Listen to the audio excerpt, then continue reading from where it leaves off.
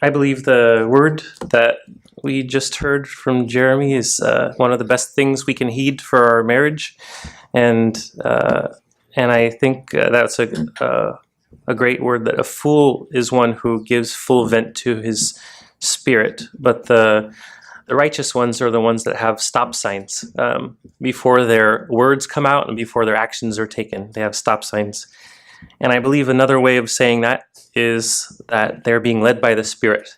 In other words, they're not letting their emotions lead their words, and they're not letting their emotions lead their actions, but they're saying, no, I'm not going down that road. My emotions are going this way, and the Spirit's going this way. I'm going to go that way.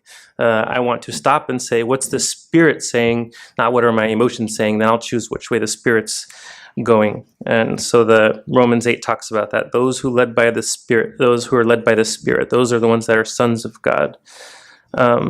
Another way of saying this is that they're listening to God. People who are listening to God are the children of God. I was amazed this week when I saw something if you want to turn to Matthew 15, I was amazed just to see how Jesus was a listener, how intimately and wholeheartedly he listened to his Father at every second.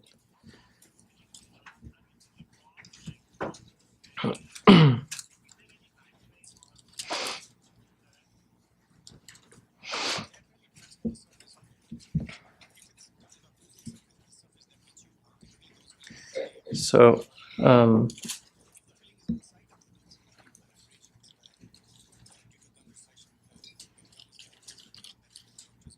Matthew 15, if you start from verse, start from verse 21. This is about the Syrophoenician woman. It says, Jesus went away from there and withdrew into the district of Tyre and Sidon. And a Canaanite woman from that region came out and began to cry out, saying, "Have mercy on me, Lord, the son of David, for my daughter is cruelly demon-possessed." But he did not answer her a word.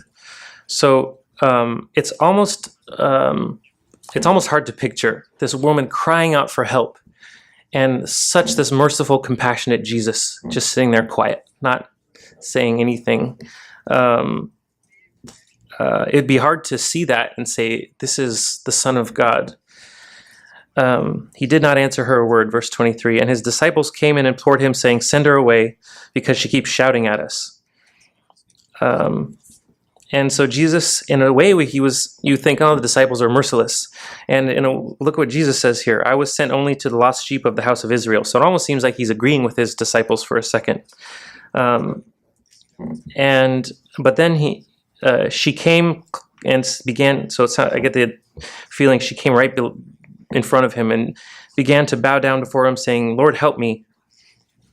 And then he's still persistent in not listening to her. He said, "It is not good to take the children's bread and throw it to dogs." In other words, he's saying, I wasn't sent to these people. I was sent to the lost house of Israel. So Jesus, at that moment, I believe he was staying quiet, but he was listening to his Father every second. I don't believe he was so rigid as to basically turn her away like the disciples said, but he was listening. He knew it wasn't God's will yet to turn her away. He was saying something to her that, yeah, this is why I don't feel I'm called to heal you or heal your daughter. And then she said, "But yes, Lord, but even the dogs feed on the crumbs which fall from their master's table." Then Jesus said to her, he changed his mind. He said to her, "O woman, your faith is great. It shall be done for you as you wish." And her daughter was healed at once. So to me, just reading about what Jesus did here was amazing, because I see him at every moment listening to his Father.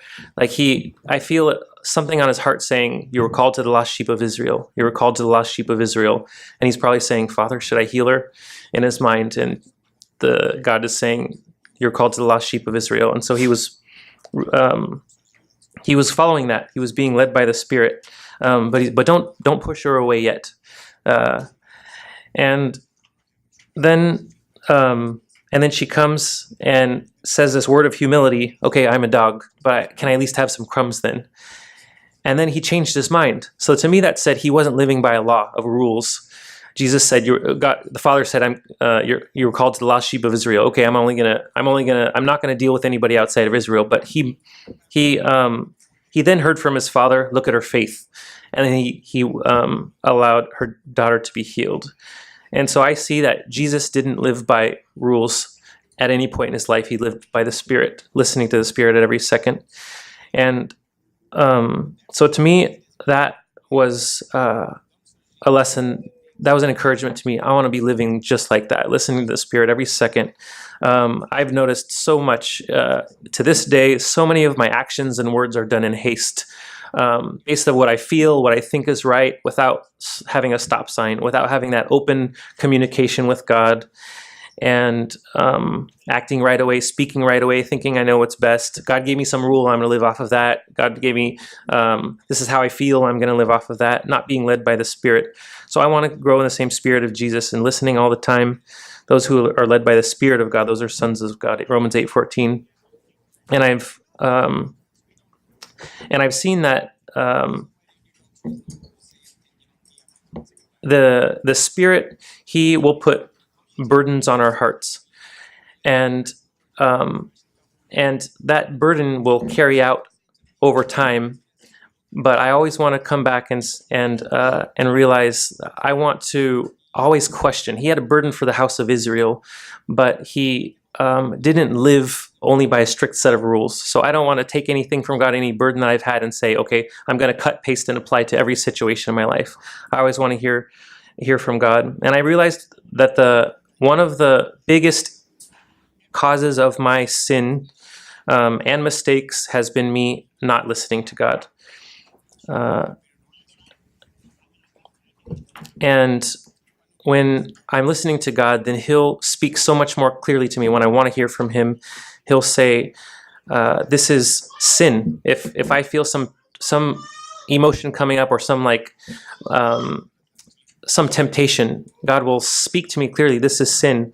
And if I'm wanting to follow what the Spirit's saying, not quenching the Spirit, the Bible says don't quench the Spirit. It's like that's like extinguishing a fire. Quenching the Spirit is when the Spirit speaks something to us and we don't listen. We say, I'm not really sure that's a word from God, and I'm just going to go this other way. But the Spirit will speak to me what is sin and what isn't, what God's will is and what isn't. And he'll also speak to me the seriousness of sin. One of the things that God's speaking to me is Romans 6:23. Take seriously the fact that the wages of sin is death. Do I really believe that? Do I really believe that the wages of sin is death? Sin is death. The first sin ever committed by a human being was committed because Eve didn't believe that sin was death.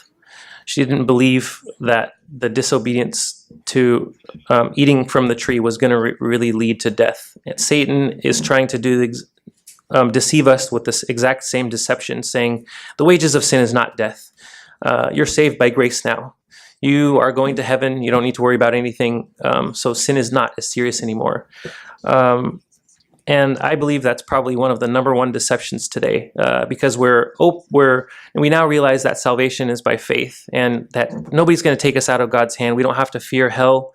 But at the same time, now Satan can try to use that and say, okay, you're good, you're guaranteed, so sin isn't as bad anymore. It's not a big deal. To me, I honestly don't really know how to reconcile the two. That sin is death, but God has me in his hand and he won't let me go. My eternal destiny is secure. I don't need to fear it. But at the same time, sin is death. And I don't think I need to reconcile the two. Sin was death to Jesus, yes, but I want to see that it's still death to me in some way. And even if I know that God's not going to let me go to hell, but I want to fully believe both. One, that God loves me so much, he's never going to let me go. But two, sin is death.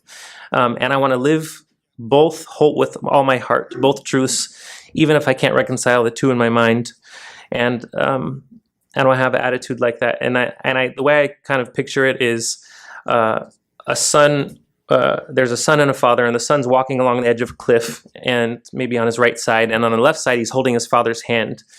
And he's afraid of that cliff, but he knows his father's not going to let him go. He has full confidence, but at the same time, he's still careful.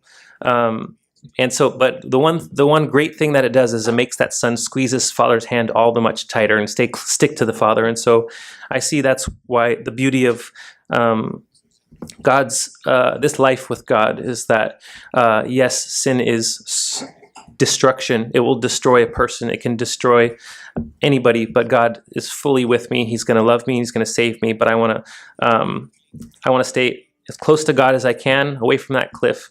At the same time, have that full peace and be listening to God all the time. And if He speaks to me, this is sin, to run away from it, just like it's death, because it is.